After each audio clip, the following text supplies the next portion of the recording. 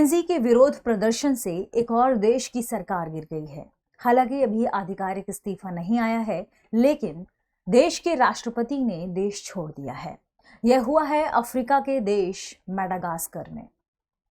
दृष्टि के current news programme में एक बार फिर से आपका स्वागत है। मैं हूं गीतांजलि और आज हम बात करने वाले हैं मेडागास्कर में जो जेनजी आंदोलन चला था, विरोध प्रदर्शन हुआ था, उसके बाद क्या कुछ देखने को मिला है। सबसे पहले जानते हैं खबर को। खबर यही है कि पूर्व फ्रांसीसी उपनिवेश मेडागास्कर में लगभग 25 सितंबर को ये जो जेनजी विरोध प्रदर्शन शुरू हुआ था, जो पानी और बिजली से शुरू हुआ था कि उस देश में पानी की कमी है, बिजली की कमी है। इस कमी को लेकर जो युवाओं का नेतृत्व कर रहे थे जेनजी लोग, वह विरोध प्रदर्शन अब बढ़कर जल्द ही भ्रष्टाचार और कुशासन सुविधाओं की कमी पर आ गया है।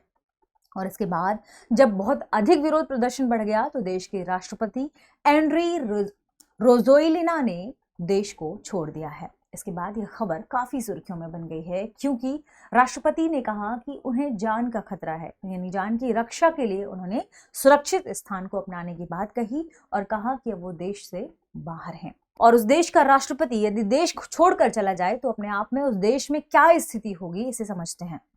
सबसे पहली बात, चूंकि हमने खबर जान ही ली कि मेडागास्कर के राष्ट्रपति ने, जिनका नाम है एंड्री राजोएलिना, इन्होंने देश छोड़ दिया अपने आप में। अब देश में जो सत्ता अभी तक चली आ रही थी, जो देश की सरकार थी, अब वो कैसे काम करेगी? तो वहां पर जो सीनेट मौजूद है, अब वो देश को संभालेंगे।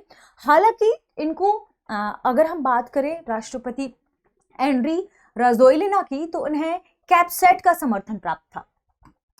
कैपसेट, देखिए कैपसेट वहां का एक, आप कह सकते हैं, प्रभावशाली इकाई है। वहां पर एक प्रभावशाली इकाई थी जिसके समर्थन के बाद ही एंड्री राजोएलिना चुनाव में जीत हासिल कर पाए और सरकार बनी हुई थी। लेकिन जब देखा गया कि बिजली पानी की कमी की वजह से युवाओं ने प्रदर्शन किया, क्योंकि मेडागास्कर में 20-18 वर्ष की उम्र की युवाओं की संख्या ज्यादा है, और उन्होंने जब सरकार का भ्रष्टाचार देखा, इसके कुशासन को देखा, तो हालांकि शुरुआत तो हुई थी कि पानी और बिजली की कमी है, जो बेसिक सुविधाएं हैं उनकी कमी है, उसके विरोध में हुआ। उनकी जीवन यापन करने में लागत ज्यादा थी और उनके पास जो अर्निंग थी वो बहुत कम थी, तो इससे शुरू हुआ। लेकिन बाद में इसे आर्थिक तंगी के बाद यह शासन की विफलताओं को लेकर यह प्रोटेस्ट आगे बढ़ा, काफी बड़ा विरोध प्रदर्शन हुआ।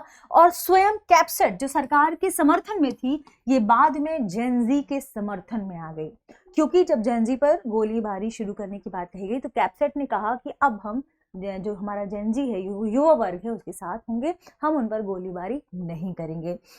अब बात आती है यहाँ पर कि ये खबर इतनी इंपॉर्टेंट क्यों है, क्योंकि जब किसी देश में इस प्रकार से तख्ता पलट जैसी स्थिति बनती है, या अगर हम इसे छोड़ दें, हम कहें कि जब किसी देश में युवा वर्ग ही विरोध प्रदर्शन में आ जाए सरकार को देश छोड़ना पड़ जाए, राष्ट्रपति को देश छोड़ना पड़ जाए, तो उस देश से वैश्विक चुनौतियां भी निकल कर सामने आती हैं। वैश्विक चुनौतियों में जो जेनजी है वो काफी ज्यादा शक्तिशाली, पावरफुल होते जा रहे हैं। ऐसे में हमें यह भी जानना जरूरी हो जाएगा कि जेनजी क्या है, तो थोड़ा सा हम उनके बारे में भी समझते हैं। जेनजी आंदोलन, देखिए जेनजी ये एक आप टर्म है जेनजी का, कौन सी जनरेशन, जिसे हम जिलेनियल्स भी कहते हैं। जिलेनियल्स, ठीक है। और इसी का जो जेड है, जनरेशन जेड बन गया, ठीक है, जिसे हम जेनजी जनरेशन या आप कह सकते हैं जेनजी कहते हैं। अब ये है कौन, जेनजीज कौन है? लेट 1990s एंड अर्ली 2010 की जो जनरेशन है, इसे जेनजी जनरेशन कहते हैं। इनके बीच में जिन बच्चों का जन्म हुआ है वे जेनजी जनरेशन के अंतर्गत आएंगे। अगर बेसिकली एक खास वर्ग देखा जाए वर्षों का, तो 1997 से 2012 के बीच, 1997 से 2012 के बीच जन्मे हुए जो युवा हैं उन्हें जेनजी जनरेशन कहा जाता है। यह पीढ़ी इंटरनेट व सोशल मीडिया के दौर में पली बड़ी पीढ़ी है। तो इसके लिए एक और शब्द ध्यान रखिएगा कि ये इंटरनेट और एंड सोशल मीडिया के दौर में पली बढ़ी पीढ़ी है। इसमें यहाँ पर शब्द पली बढ़ी इसलिए इंपॉर्टेंट हो जाता है क्योंकि इस दौर में ये पली बढ़ी है, ठीक है, ध्यान रखिएगा। इसके अलावा एक और खास बात क्या है इस जेन जी जनरेशन की या जिलेनियल्स की, कि ये आज के समय की सबसे चर्चित और प्रतिभाशाली प्रभावशाली पीढ़ी है। आज के समय की सबसे चर्चित व प्रभावशाली पीढ़ी है। इसके अलावा ये वो जनरेशन है जो बहुत सारे स्रोतों से, सबसे पहले सोर्सेस से जो न्यूज़ है उन्हें इकट्ठा करती है, फिर समझती है कि वास्तव में बेसिकली असली न्यूज़ क्या है, उसके बाद फिर ये काम करती है। हालांकि इसे टेक इन डीएनए जनरेशन के नाम से भी जाना जाता है, जिनके डीएनए में ही टेक्नोलॉजी है, आज के समय की प्रभावशाली है। इसका मतलब कि ये एप्स और जो इंटरनेट की दुनिया है यानी इसे तेजी से अपनाने पर ज़्यादा फोकस करती है। तो नए ऐप्स और ट्रेंड्स को तेजी से अपनाती है, ये भी ध्यान रखें, ये भी इंपॉर्टेंट हो जाएगा एक टर्म, नए ऐप्स एंड ट्रेंड्स को तेजी से अपनाने वाली जनरेशन है। इसके अलावा यह डिजिटल नेटिव्स के रूप में भी जानी जाती है। तो इनके लिए एक और टर्म आप नोट कर लीजिएगा, क्या? डिजिटल नेटिव्स, इनके लिए एक टर्म यूज होता है डिजिटल नेटिव्स, ठीक है। इसके अलावा जेन जी को जागरूक, विविधता प्रिय और पर्यावरण को लेकर जागरूक एक जनरेशन के रूप में भी जाना जाता है। ये ध्यान रखें कि यह सामाजिक न्याय की सबसे हिमायती पीढ़ी मानी जाती है। तो इनके लिए एक और बात क्या, कि सामाजिक न्याय की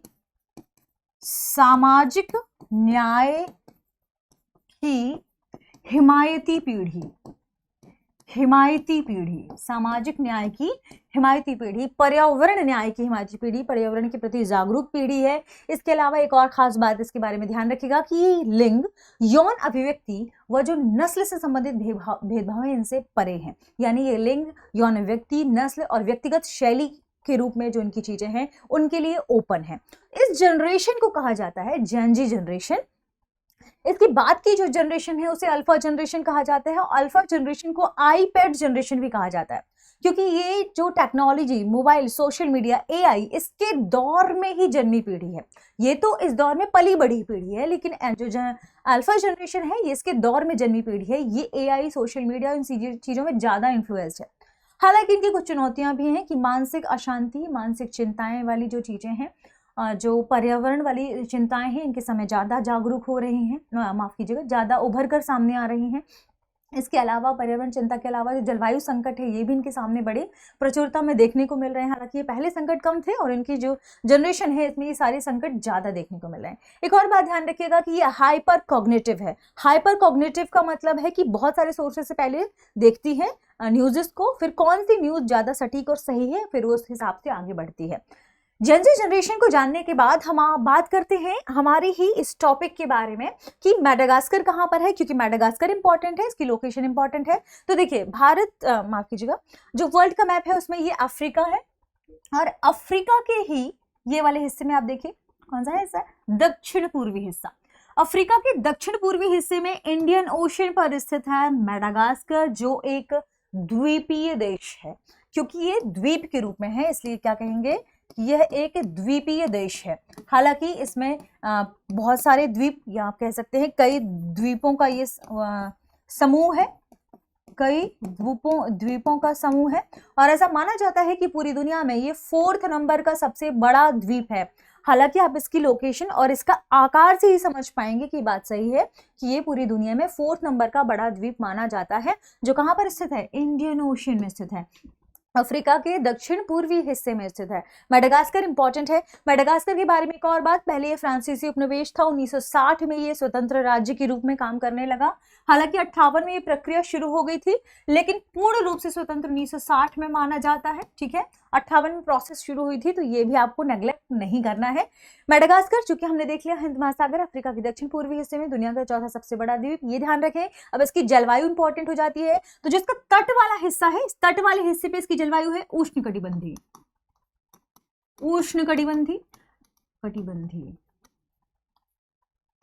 ठीक है, तट वाले हिस्से पर। जैसे ही तट से आप अंतरदेशीय अंदर की ओर जाएंगे तो समशीतोष्ण मिलेगी।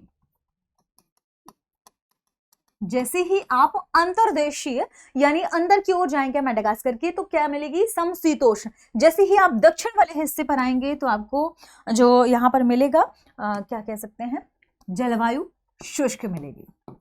ठीक है, जलवायु क्या होगी, दक्षिण वाले हिस्से पे शुष्क होगी। ये लगभग 3000 मील लंबी तटरेखा साझा करता है, ये भी इसके लिए एक इंपॉर्टेंट फैक्ट है, नोट कर लीजिएगा।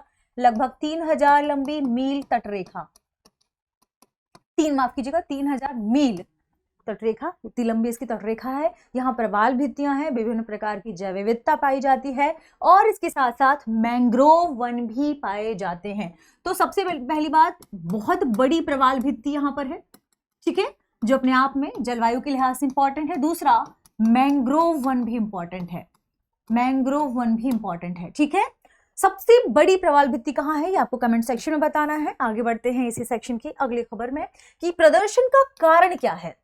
देखिए, अगली खबर नहीं, उसी खबर का अगला सेगमेंट है प्रदर्शन का कारण। हमने बात की, बिजली से शुरू हुई थी कि बिजली की कमी है, पानी की कमी है, आर्थिक तंगी है, जो वहाँ के युवा हैं इस बात का विरोध कर रहे थे। ये विरोध प्रदर्शन आगे बढ़ता गया कि आर्थिक तंगी के बाद शासन की जो विफलताएं हैं उन्हें ज़्यादा उजागर किया गया, उससे निराश हो गई थी जनता।